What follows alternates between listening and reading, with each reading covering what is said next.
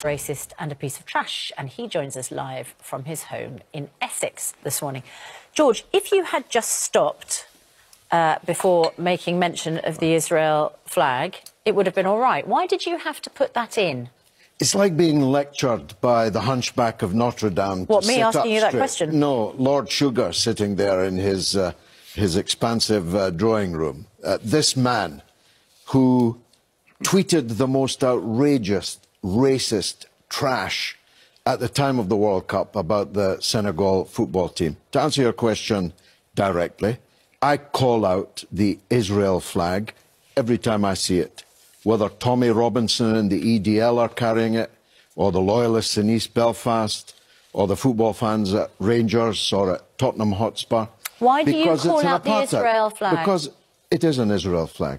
But why do you call it out? Why do I call it out? Because it's the flag of apartheid. I have spent 45 years fighting for the Palestinian people. So if you feel like me, and millions do, I assure you, including many watching this morning, you have to call it out. But you also know, George, you also know that Tottenham Hotspur has famously a very large Jewish following. Many of the fans will show an Israel flag from time to time. They're very proud of it. They're very proud of their Jewish heritage. And there's no doubt that when you first see that tweet that you do, as Tottenham Hotspur rightly said, as Lord Sugar and other prominent Jews in this country have said, it just looked blatantly anti-Semitic. What's Israel got to do with Judaism? Many Jews in Britain and in the world are completely against Israel. And many are not. Well, and many are not. And I'm against Israel. But you're entitled There's no point in arguing about this, Piers. You know my position. I know yours. I'm against Israel. You've been fired. You've been fired for choosing a moment of a football match. Yeah. In which I'd just been watching all these Israel flags being flown. Right, but the implication, whether you like it or not, was that to the Jewish following of Tottenham Hotspur, this is the implication they took, is that you were choosing that moment to gloat that actually a Jewish-supported football club had failed to win the Champions League. You know that? No, I don't know it. It's false.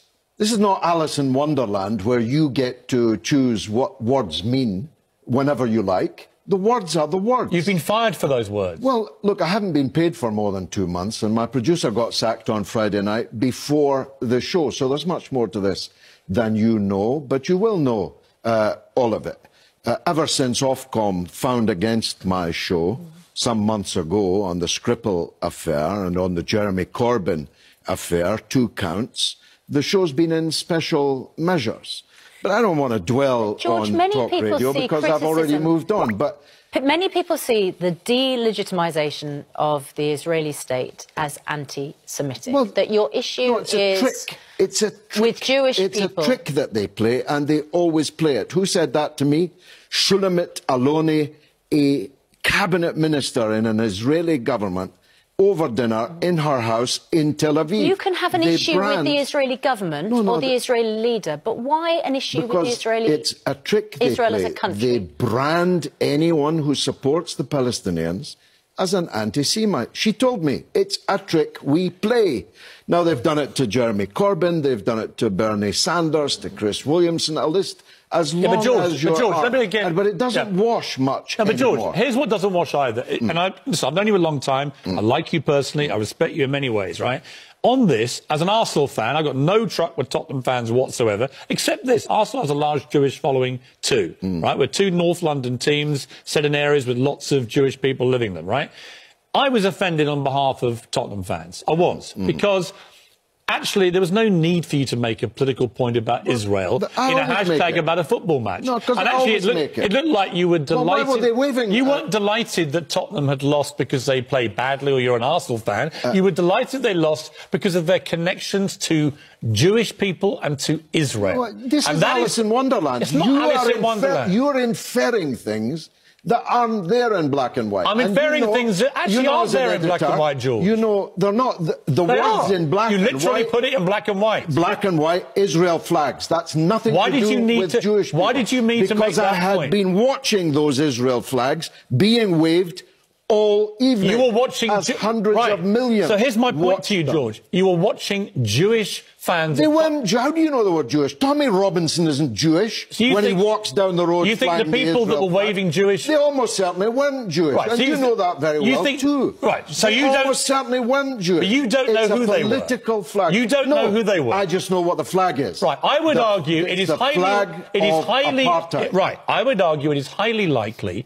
that the people that were putting up Israel flags in the Tottenham crowd were probably Jewish, right? Well, and therefore, it flies in the face of all evidence. Well, you don't know. You have no idea. But you don't think they were. I read Lord Finkelstein on this very subject. He says that the great majority of people singing what they sing, shouting what they shout, waving what they wave, are not Jewish. But I don't care if they're Jewish or not Jewish. It's the flag I'm against. No, it's and I'm the against country it you're against. because it flutters over the Gaza fence when little children are being murdered every Friday by snipers. Right. And that's why I'm against it. And they would say, what about all the rockets that get fired by Hamas the other way? And what do you say to that? Because they were killing those children before Hamas ever existed. But you have a position. They've been killing them since 1948. You have a famous position on this, right? Yes. Everybody knows your position on it. It is completely one-sided. That's entirely your right. Yeah. What I don't think is your right